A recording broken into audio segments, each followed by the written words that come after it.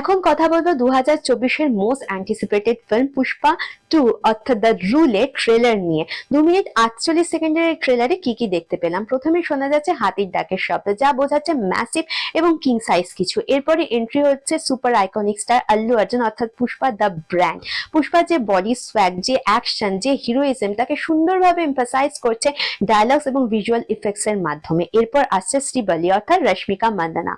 পুষ্পা এবং তার ওয়াইফের মধ্যে যে কেমিস্ট্রি, যে ভালোবাসা, তাকেও খুব সুন্দরভাবে তুলে ধরা হচ্ছে। এরপর আসছে মেন অ্যান্টাগনিস্ট ফাওয়াদ ফাসিল, তার হাফ ন্যাড়া মাথা এবং হাফ মাথায় চুল, তার যে কমেডি, তার যে বডি অ্যাক্টিভিটি, তাও ভিলেন এবং হিরোর মধ্যে যে ফেস অফ, তা দেখতে ভীষণভাবে উৎসাহিত করছে। অর্থাৎ পুরো ট্রেলার জুড়ে যে বিজিএম, যে ভাইব্রেন্ট কালার এবং যে ডায়লগস ইউজ করা হচ্ছে, যেমন Pushpa wild fire, Pushpa international, Pushpa এখন একটা ব্র্যান্ড, তা বিশেষভাবে এই ট্রেলারটিকে অন্য মাত্রায় নিয়ে যাচ্ছে। আপনারা কতটা বেশি এক্সাইটেড পুষ্পা 2 নিয়ে? প্লিজ আপনাদের ওপিনিয়ন শেয়ার করুন আমাদের সাথে।